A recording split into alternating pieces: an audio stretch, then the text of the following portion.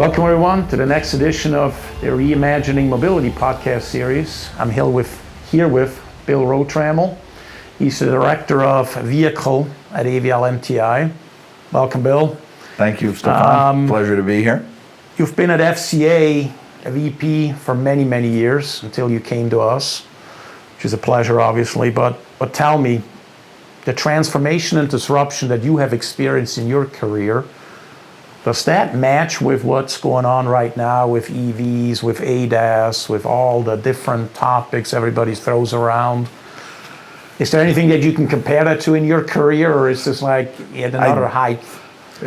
In my career, I've seen obviously a tremendous amount of change. Early on, we were pretty archaic industry, and everything was done with steel and springs and vacuum and all that stuff. I was luckily part of the transition to electronics. So shortly after I got out of college, the revolution happened, and we started controlling vehicles and first of all powertrains with electronics. Yep.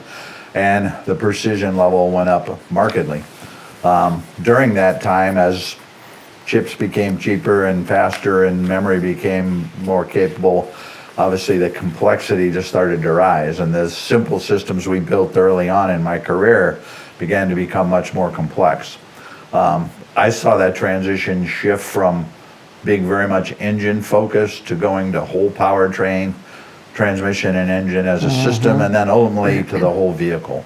And that got into, as a benefit for people that did what I did, we were already very systems oriented, but for instance, when analog braking came and then basically stability control on vehicles, that the systems just became more and more systems on a car, and the name of the game became who can do a good integration of that system. So the complexity was growing by leaps and bounds. I think, I make an analogy to mobility and what's happened in the last 10 or so years and is accelerating, and change is certainly accelerating everywhere because of technology moving on.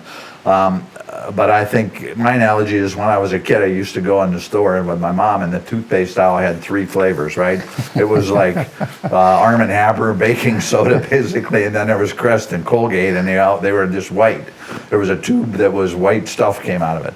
Now, if you go in the toothpaste aisle, I think there's probably 150 options, everything from what the kids get to what color the stripes are in it. Yep. Well, vehicles are going the same way. It's no longer what size engine do I want in my vehicle that has 4 wheels, but it's what type of vehicle. Is it a truck? Is it an SUV? Is it a sedan? Has it got 3 wheels? All of those things, but now it's completely into what level of systems does it have? Can it partially drive itself? Maybe someday does it fully drive itself? So I see that happening, and bottom line is the consumer gets more and more and more choices, and they can also be powered by electric, powered by gasoline, powered by diesel, combination of electric and any one of those things. So the complexity just keeps rising, which gives the customer much more choice. Unfortunately, or fortunately perhaps for where we stand in this, it makes the job of engineering those vehicles and validating them very challenging. I mean, I just wanted to say exactly, is it a good thing that we have more choices? Because I can totally see what you're saying, right? When my wife sends me to the grocery store and says, get me some toothpaste, yes. I know I'm going to call her. It's like, you didn't give me a picture of what I need to get, and there's 20 different choices, and I know either you and or the kids don't like that or the other, right? So you see that similarly from, let's say, put your old hat on from FCA or from an OEM, that are we giving the customer too many choices? For AVL as a technology company, it's obviously great.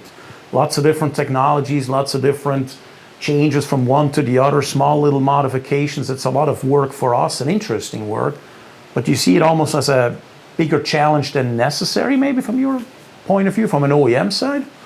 I think it is a challenge for the OEM, but every challenge presents an opportunity. The market will do what the market does, and eventually people are going to choose all these different options, and if you don't have them, you're going to miss part of that market. Especially when you get into younger people who have grown up with lots of technology in their hand, for instance, and they're not really intimidated by technology the way some older people may be. So I think you have to play in order to stay in the game. It's tough for the OEMs because it's cheaper to make one type of thing and make lots of it. Well, that doesn't work anymore, and it hasn't worked since the Model T. Really, it's been a continuum as you go out. You know, first cars they were all black. Well, now you got to choose the color too. But I think that you know, what we see as we go forward is lots of choices in mobility, and it even includes the ownership option. You know, when I went to visit my daughter when she was out of school and lived in San Francisco 8 years ago, she hadn't owned a car yet, right? She had been out of school for, let's say, 6 or 7 years. When she needed a car to go get groceries or something major, she went up the street and got Zipcar on her phone and got a car for 2 hours and then got what she needed and came back. Otherwise, it was Uber, Lyft, whatever you do, or, you know, just walking, obviously. So that whole issue of mobility, there is just so many choices that are out there.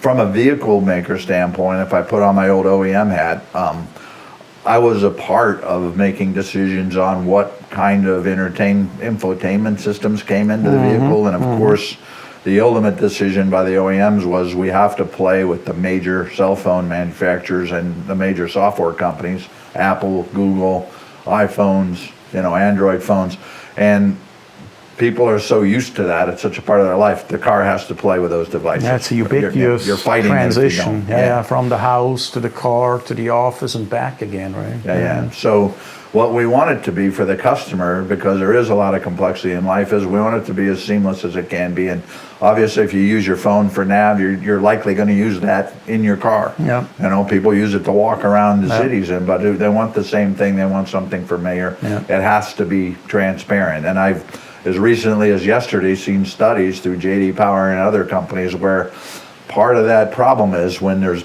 you know, when it doesn't work the way you think it should, it reflects on the OEM and the automaker. It's like my car doesn't work, not my phone doesn't work. Right. And if Apple does an update on the iPhone, your car has to be compatible with that, and you have to be fast on your feet to get it there if something goes wrong. That's what people expect.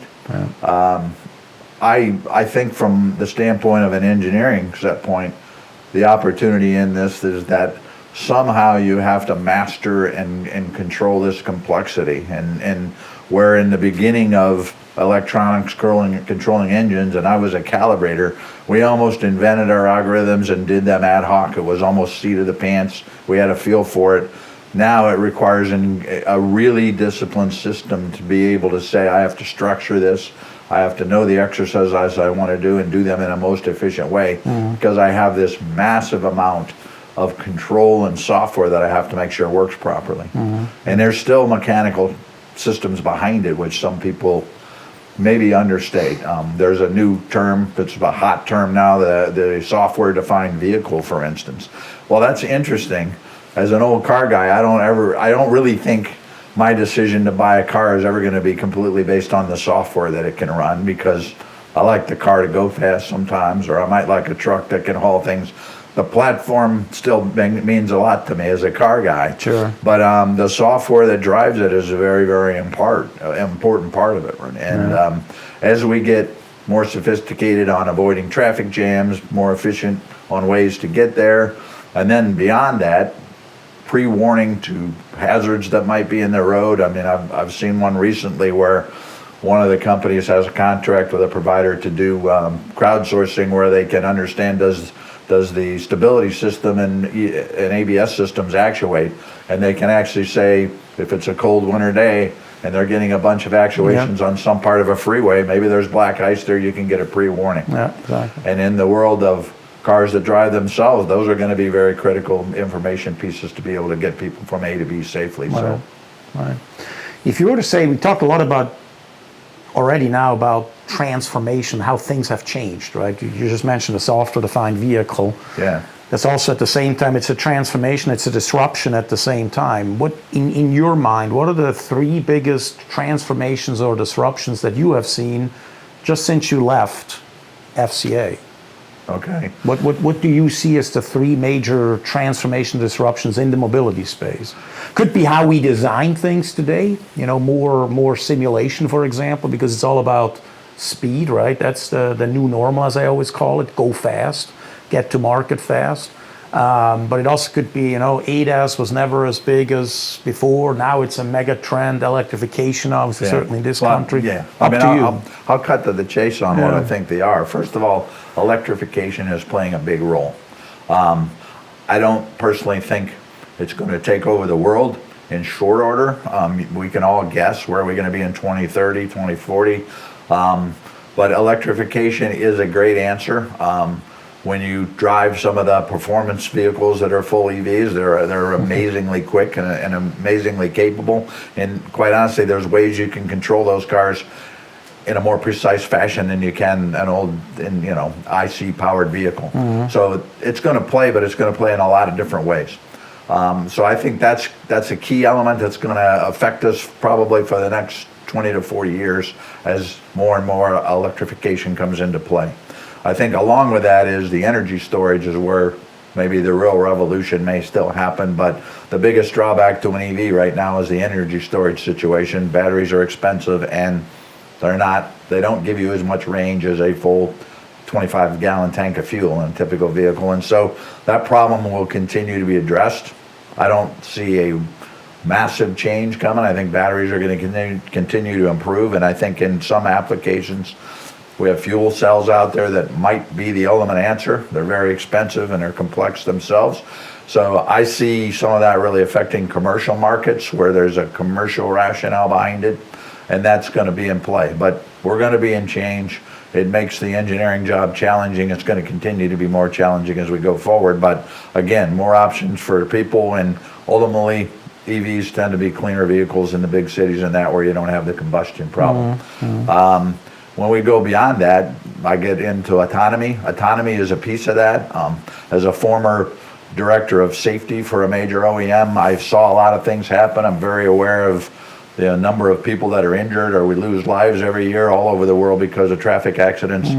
I think we're on the cusp of we can really impact that situation in the next 10 to 15 years in a large way.